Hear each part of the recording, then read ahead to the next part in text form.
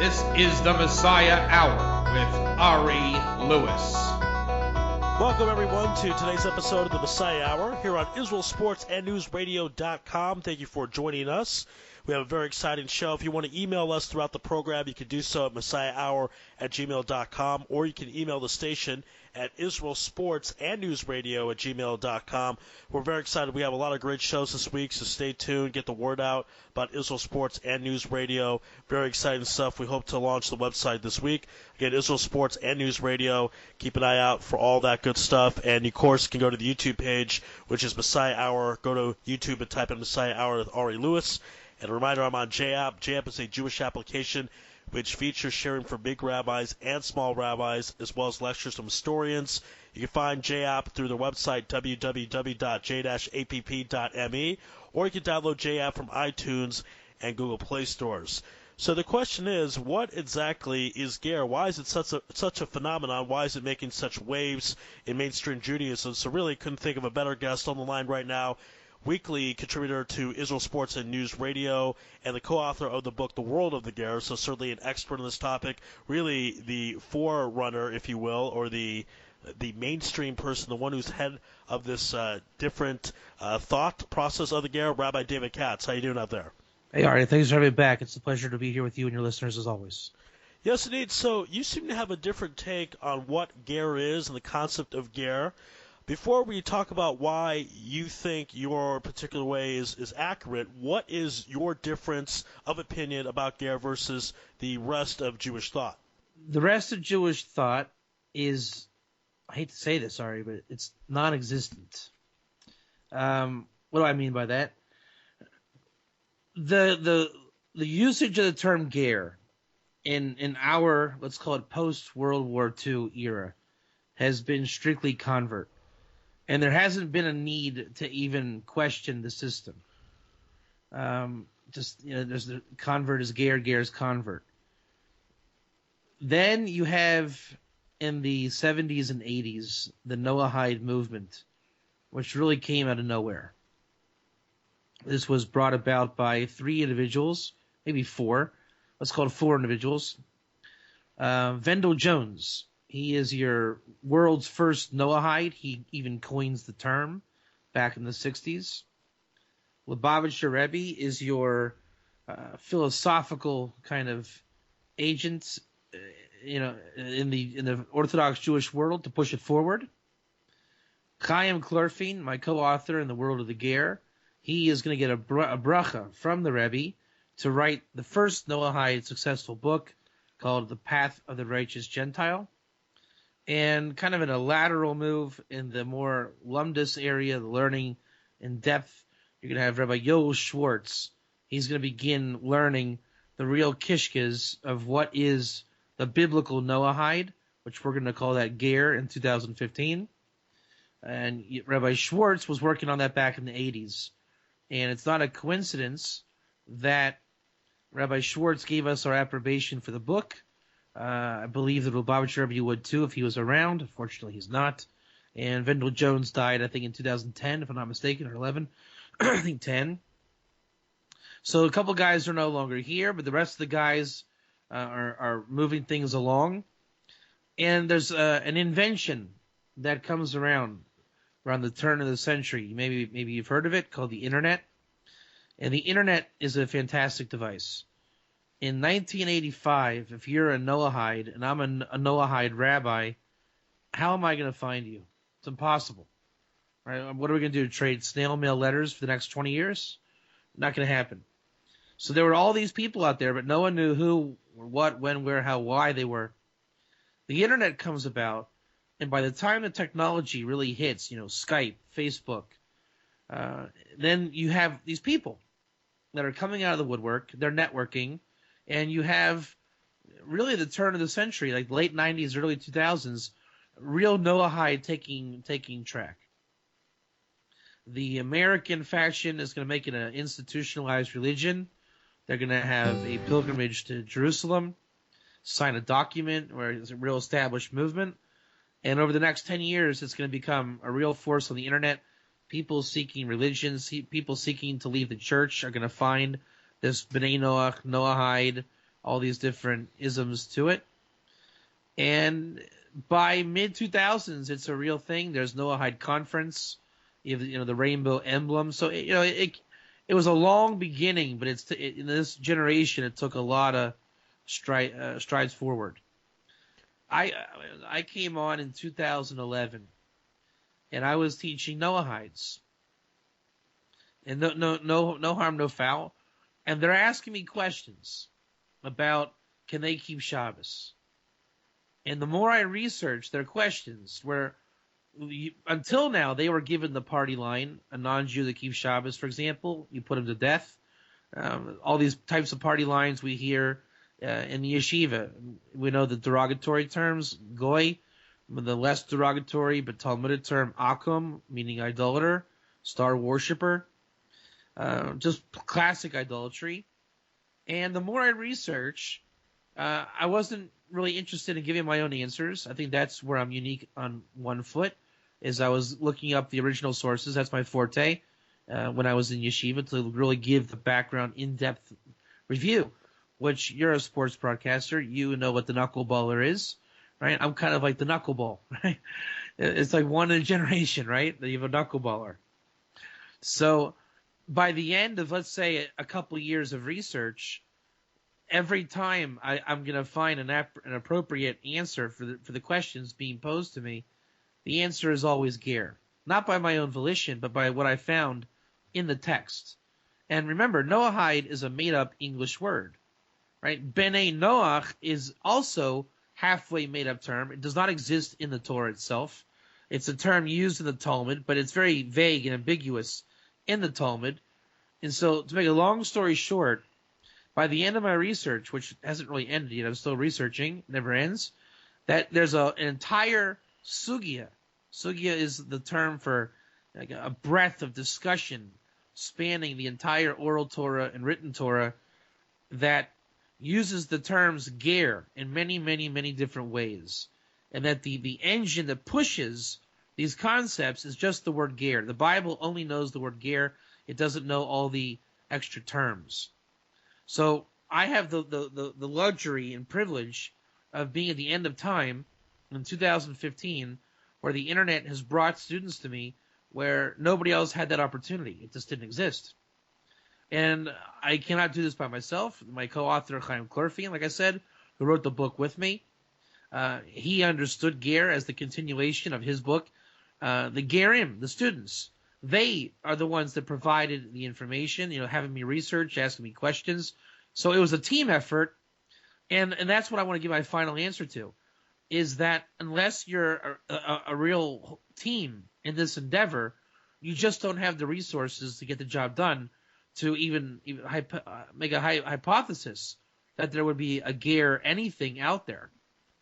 People just don't have either the students, the interest, the desire, the time, all these different things. I would say that the chemistry was right, and Hashem opened my eyes, that I saw ger, went with it, people took on to it, and it became a massive team endeavor. That can be sized up really as one huge investigative learning experiment, whereas until now, no one ever even thought that there was an in-depth avenue to this endeavor. So where people were basically settling for just kind of surface level answers and material, our team took it to the next level to find out what the ancient sources and really the bottom line to what the biblical non-Jew who seeks Torah and Hashem had to say. Okay, let's talk about the Shabbat issue, because that is very serious stuff. As you mentioned, the general law, my understanding of the general law is if a non-Jew keeps Shabbat fully, he's chayav mita, because Shabbat is something only for the Jews. So you're going something that's very controversial, something that's very dangerous, if you will, by saying a ger could keep Shabbat. So what source could you possibly have that the other people do not have for you to be so confident in such a statement that is talking about a person potentially getting the death penalty? Why are you so confident you're right? So you want to play a little play on words? Sure, go ahead. The first sentence you said to me just now was a non-Jew who keeps the Shabbos fully. Then you changed your words the second time around and said who just keeps the Shabbos. That's the answer to your question. Okay. Everybody gets that wrong, right? Right. Every time I hear it nonstop, right? I know what I say. I say a non-Jew keeps a non-Jewish Shabbos. Then they say what you said, right? That who are you, blah blah blah, to say that a non-Jew can keep a Jewish Shabbos fully. That's what you said. I never said that. Then you came back and said, well, blah blah blah. A non-Jew can keep a Shabbos. So I'm going to ask you, make up your mind. You want me to say that it's a full Shabbos or not a full Shabbos? Because that is the answer.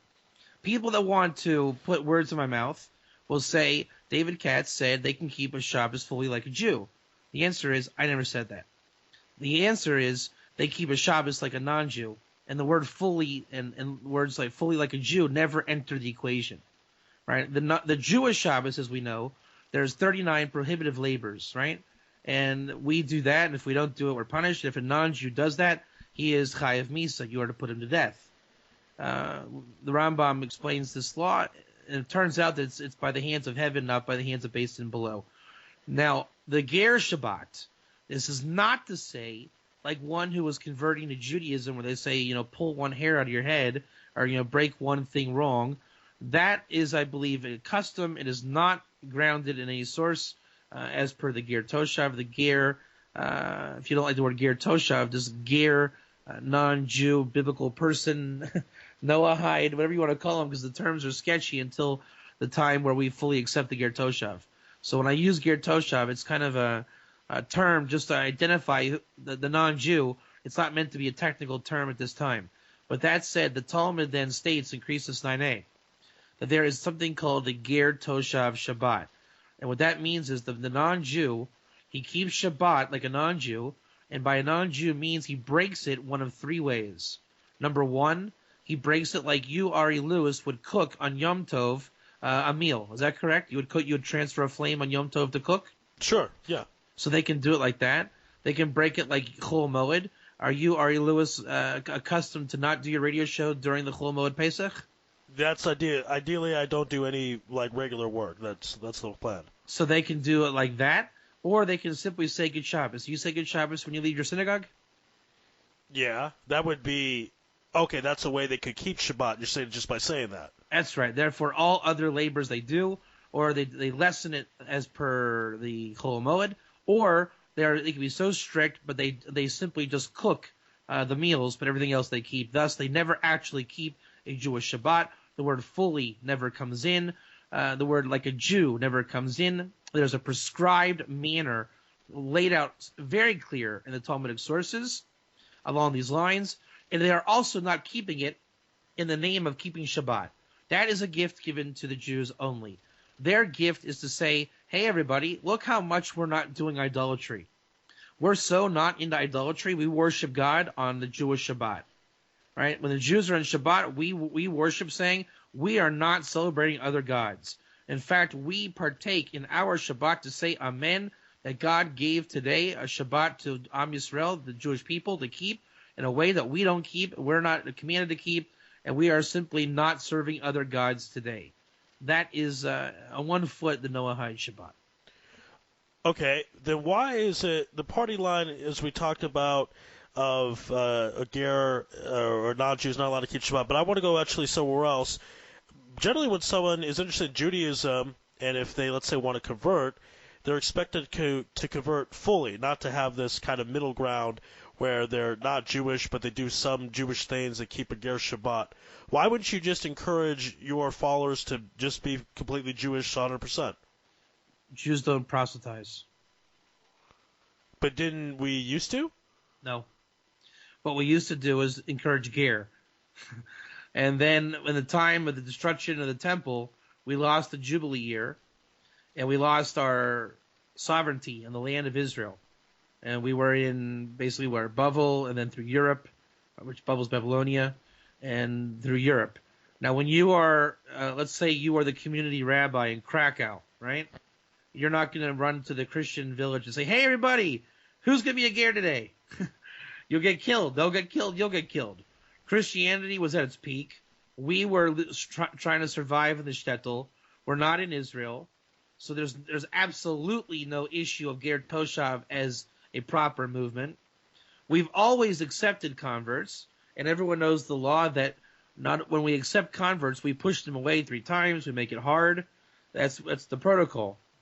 Now, in the last X amount of years, as we're saying, Ger Toshav, as we're calling it loosely, the righteous non-Jew who is not seeking to convert, was a very rare breed.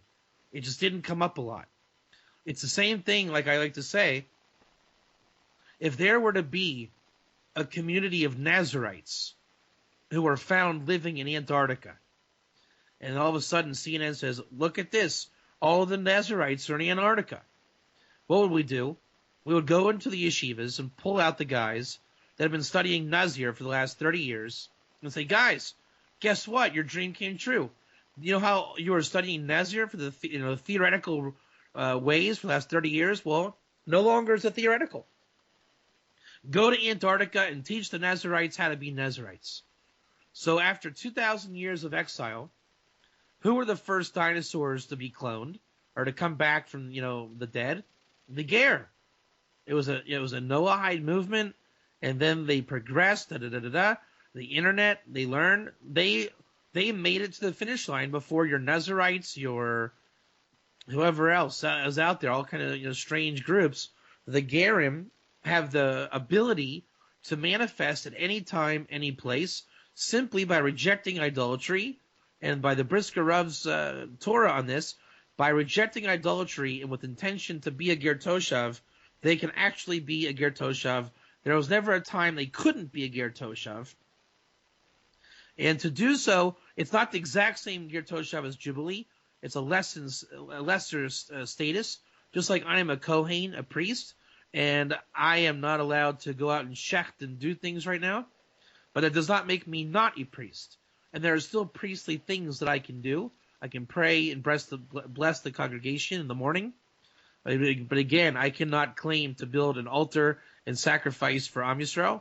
So the Gerim out there, they cannot, let's say, demand their sustenance from a Jew and many other statutes that are attributed with the Jubilee year when it's imposed on the land. But anything aside from Jubilee, they can be a Ger Toshav, i.e. they can learn, they can do mitzvot, they can live in Israel, many things they can do. So it's not a full status Ger Toshav, but it is a Ger Toshav nonetheless. Now, you're asking, why in history did this happen? Again, we just came back to the land in the 1948, right? It was our official Independence Day, as you know.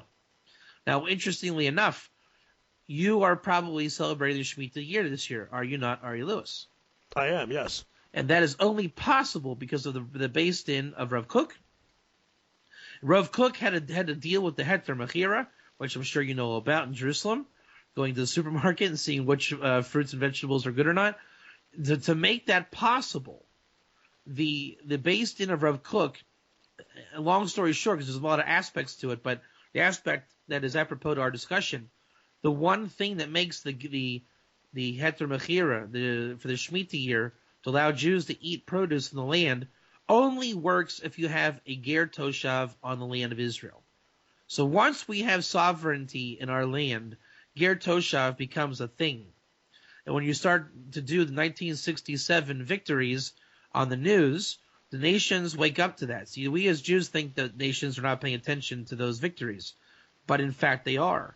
So all the things that we've done from the time of the Yishuv establishment, Zionism, 67, 48, 70, what year was Yom Kippur, 72 or 73, whatever it was, Lebanon War, all these things that we do as Jews in the land, that is a shofar blasting in the heart of the non-Jew. Couple that with the internet and all things equal, the church collapsing and all the disgusting things going on, you're looking at maybe even the prophetic return of the Ger in our time, because the Ger is prophecy to come back in the end of days.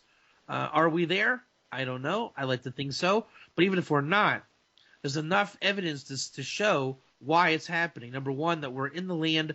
Number two, technology and all these things. Number three, the time, yada, yada. Now is the time of the Ger, and lo and behold, they're coming back.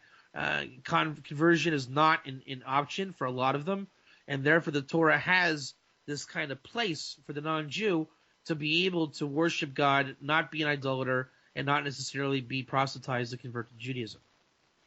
Again, this is the Messiah Hour here on IsraelSportsAndNewsRadio.com.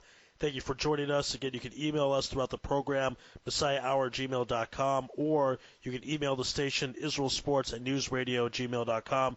And our guest is Rabbi David Katz, co-author of The World of the Ger. Now, Rabbi Katz, again, you have a huge followership in this field. You have a lot of people that are following you, but conventional wisdom would say there are a lot of Jews that need your help. There are a lot of Jews even in Israel, not just Israel in Sfat. I mean, the Kirov movement even extends to Israel as well. Why not take your energy and your time to help Jews who aren't keeping Shabbat to, let's say, keep Shabbat, as opposed to working with non-Jewish people? So I don't know if you're familiar with Dennis Prager. He came out with his own newscast on this topic. He said Lubavitchers are so interested in helping Jews with the tefillin and all these things, but you're looking at a next generation of shluchim, and there's just not enough Jews out there that they can go out and make a difference and sustain themselves in a Chabad house fully functioning. But if theoretically, if these Chabad shluchim were educated in how to make a ger house, imagine what they could do. Imagine a shliach in Houston, a shliach in Minneapolis, a shliach in L.A., a shliach in Seattle, a shliach in Centerville, Ohio. Just joking. Shliach in in every major city. We know what a Chabad house Jewish can do. But if you were to open a ger house and educate the 7 laws and the ins and outs of the spiritual path of the Noahide, which in Hebrew would be the ger. I mean, really, ger is the spiritual kind of essence of what Noahide's trying to get at in an English language term. So the potential is huge. That's only one aspect. Number 2, the Gerim are actually more successful at making Jews Jews than Jews making Jews Jews. Because when you focus on the ger, number 1, you are a Jew and you've been given the party line your whole life, right? Can a goy keep Shabbos? No, and if he does, he's chayav misa, right? If you just take that around and Bob the Jew, Baal Tshuva, you guys are learning Parshas Jethro. And Jethro ever comes up in the synagogue, and we're all Jews, and the Baal Tshuva are there, and he says, "Hey, what's up with Jethro?" He says, "Oh yeah, so either he was a ger, he was a convert, wherever they want to take it." And they say, "Well, that's interesting. The 10 Commandments here says that a ger keeps Shabbos." He says, "Oh, that's a convert, because if a goy keeps Shabbos, he's chayav misa." Right? And they move on. I know that when I was in yeshiva, we learned, and you probably learned this, Ari, that when Jacob learned Torah from Shem, right, in the tents of Yaakov, they said that Shem had the Torah of that time. Do you remember learning that? Yeah, that was, Yaakov went to Shem and Eber. Right, and so we learn that, and we say, "Hey, really? That's awesome. What did he learn there?" And it's like, "Oh, just little kind of rinky-dink stuff, and it was before Sinai. It doesn't really matter. Keep going. And these are all these little party lines. Now, if you want to talk about Tuma, and you want to talk about, right shoe first, Jews have no satiation point to learning Jewish Torah. When it comes to universal Torah, then we just kind of zone out, blank our minds, keep moving on, skip over it, and it turns out there's like 50% of the Torah that we don't learn because it's not Jewish, right? The waters of Mara, where we accepted the 7 laws of Noah before Sinai. Do we ever learn that? No. Do you ever learn about Rebbe and his relationship with Antoninus, who was the Ger Tzedek non-Jew in the Rishalmi Megillah? No. So there's a lot of things, lots, like the entirety of the Midrash Rabbah, that we don't learn because it's not practical to the service of a Jew. What that means then is we walk around with party line in our head, and it doesn't really matter because there's no non-Jews around. But when you engage the non-Jew, and they ask you questions that are not from the fence of Torah, because they don't know what your fence is. So they just want to know, was Jethro a ger? Was Ruth a ger? What happened at Mara? Who were the Rechabites? I mean, questions is like, who? What? And you research it. If you just listen to them and you research it, it'll blow your mind. It'll blow out your party line mentality. And they will force you to really, really get into to Judaism in the most authentic way, because you're being a light to the nations. And the biggest part of being a light to the nations is you realize your own light. You realize that you're a Jew. And there's no greater way to makar of Jews than by being light. So the Gerim are kind of like a bonus in terms of this angle. As much as, I mean, it's a selfish way of saying it, but in terms of your question, Ari, the Gerim are what empowers the Jews to really make Bali Tshuva and light increase in the world. If we don't have Gerim, the light never really goes on, and we just swim in the party line, and you see that those numbers are dwindling more and more.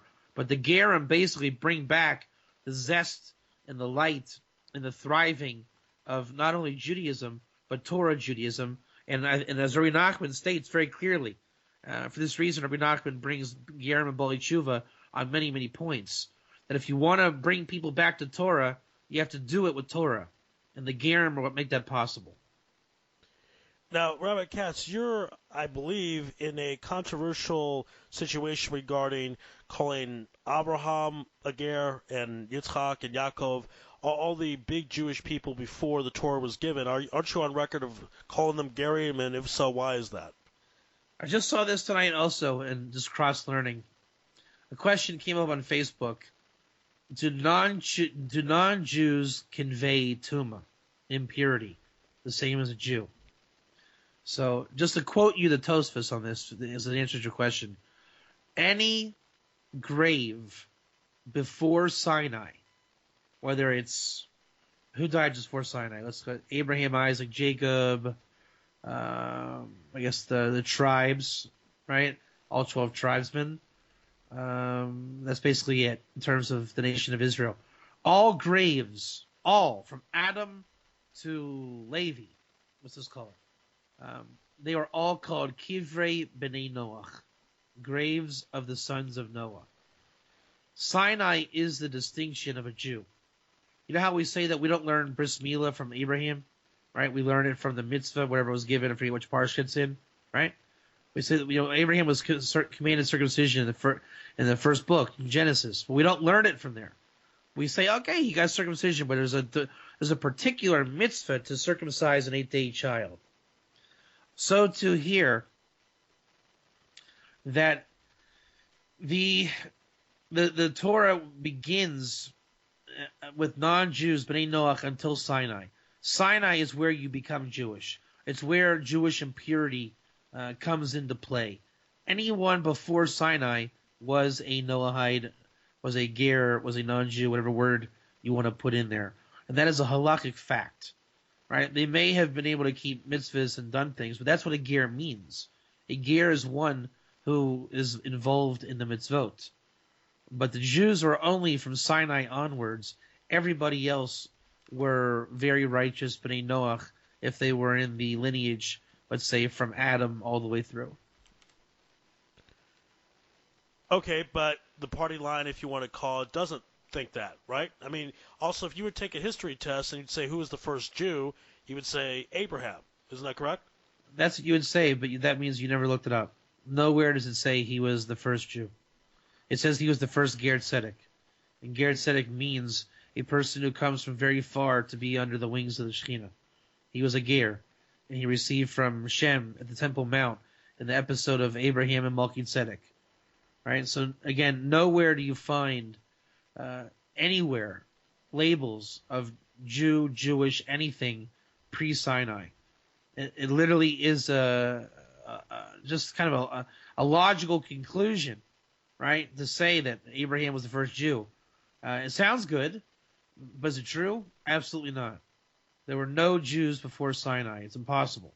That's why their graves were called Kivrei B'nai Noach. The bottom line is oftentimes the reality, like halachic reality, right? And when I say halachic reality, meaning there's no description of Judaism in any way, shape, or form by Abraham, Isaac, Jacob. Now, they are the forebear of the Jewish people, granted. They brought down kind of the concrete methodology of the mitzvot, granted. But were they Jews? No. Okay, but let's talk about this. What type of Shabbat did Abraham and Sarah celebrate then? Not one commanded through Sinai. Because it wasn't commanded yet.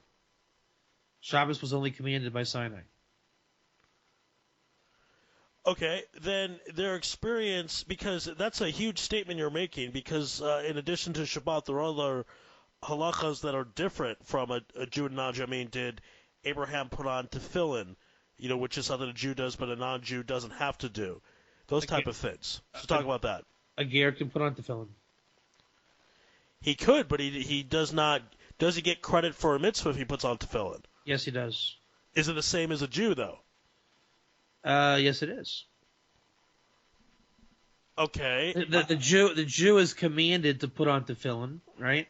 Right. If he does not put on tefillin, he is not fulfilling his positive commandment. If a non-Jew has properly learned through how to put on tefillin, and it's obviously this is not something you do day one out of the church. Hey, let's put on tefillin, everybody. But assuming there's proper responsibility here, proper engagement with his community, with his rabbi, with his learning, all of the prerequisites, then he enters the aspect of what's called he is commanded and does. Until then, he is not commanded, and if he does, he is doing something that is not commanded to do, right? But he can add to the reward, for the sake of reward, to become commanded in doing. And so any mitzvah that he takes on for himself for the sake of reward, he becomes on the category of mitzvah v'oseh. He is commanded and is doing. Okay, but a non-Jew basically, a non-Jew can't be counted in a minyan, though. The Jew can. So if Abraham hypothetically walked into a minyan, would he not be counted? It depends on what era you're talking about. In exile, absolutely not, because no one knows what these things are. In redemption, absolutely would.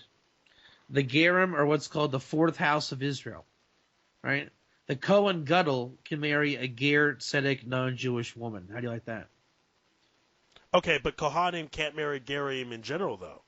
I just told you. A Kohen Gadol can marry a non-Jewish woman.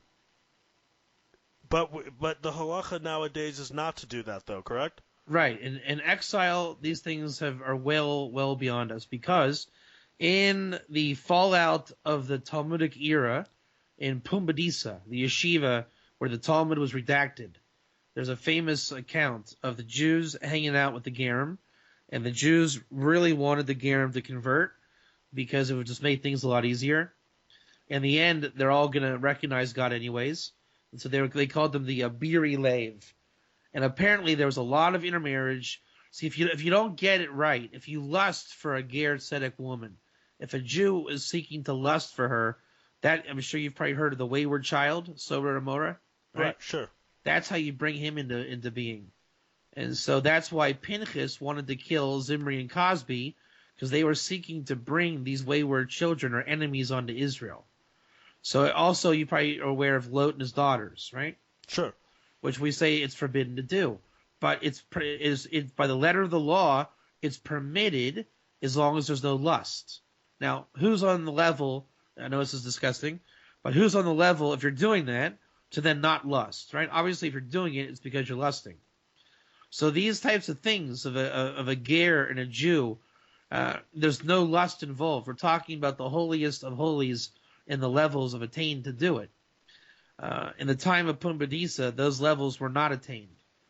Much like a man having multiple wives, right? Technically, it can be done. Men did it. People are pro or con in terms of that. But nowadays, no one does it, right? They're saying we're not on the level to do it. And there's a lot of things like this in exile redemption ratios. So in our time now, non-Jews, not only are we not permitted to engage in these types of relationships, they all have the status of idolater. I mean, you're talking the complete 180. The right now where we're holding in history is that they can most attempt to no longer become an idolater, become a chassid omos ha'olam, a pious or righteous of the nations, shed the context of idolatry and seek a portion of the world to come, which they merit, says the Rambam, based on the Talmud. They can pursue mitzvot. It is my personal opinion that those relationships will never return, and that they were. You know how we learned out that Adam and Eve had relations like with their what was it? Each one had brothers and sisters with Cain and Abel, and they traded sisters, right? This whole thing. Yeah. And then the tribes traded sisters and all that. And we say our party line, whether it's party line or whatever, but we say that the time of the building of Am Yisrael, the tribes traded sisters, right, to build within the camp. Well, we don't do that now. So there was a time to do that. In fact, there's a famous chazal that says that sometimes things that Hashem hated, now he loves, and things that Hashem loved, now he hates. Right? So inbreeding, Hashem did that to build the world. There's a pasuk that the world is built with chesed. And this is where you learn the Kohen-Ger relationship in the Zohar, Parshas Matos Masai. Right? But there's a time for that. You know, the tribe of Judah that brought us King David also had a lot of Ger women coming in to the quarters of Jewish men. It had its purpose. It was to bring about a way of bringing Judah to fruition so that the backside wouldn't be able to keep pace with Judah. But ever since then, it stopped. In Pumbedisa, it stopped. And it probably will be stopped forever. But the bottom line is there was once upon a time where these things did occur. And the Kohen was one of them. But again, that's an exile. Those things have gone into exile. We have exile problems that we cannot do certain things that we'd like to. Let's say a fully redeemed ger. But that doesn't mean that in the redemption, just because things could technically be allowed, it doesn't mean you need to involve yourself with them. Again, so my opinion is that those things were in the past to build the nation of Israel, and in the future, the relationships will be defined basically as a redeemed fourth house of Israel, that the Gerim will be recognized in the world and able to serve Hashem properly. Again, this is the Messiah Hour here on IsraelSportsNewsRadio.com. Thank you for joining us. If you want to send us an email to the show, that's MessiahHour@gmail.com. Or if you want to email the station, that's IsraelSportsAndNewsRadio@gmail.com. And again, our guest is Rabbi David Katz, co-author of the book The World of the Ger, and one of the leading founders of the Ger movement, really the main man in this regard. Rabbi Katz, I want to know, speaking on that issue, what type of resistance have you received? Obviously, as we talked about, you're not party line. You're not going towards the mainstream, probably against what mainstream has said in the past. I want to know if people are against what you're doing. There's a guy named Bob on a little island in the Pacific, and he holds up a sign saying, "Go away, Rabbi Katz." Just kidding. What? Oh, okay. Just joking. Got me there for a minute there. The resistance has actually been very, very minimal. Very minimal. And I will even go as far as to say the entire resistance, which is minimal, we've already addressed it in the show. Rabbi Katz says that a non-Jew can keep a full Jewish Shabbos. Right? That little ism is what the opposition has been. When anyone has swallowed that pill and then read the book, we have a record of zero antagonists to this project. Once you understand what it is and what it isn't, there's nothing to argue about. It's based on fact. There's no opinions in this. It's just bringing to light fact that hasn't been revealed since before World War II. For some reason, post-World War II, things got a little funny. This is not my own invention. Like I said, Rav Kook's based in was well aware.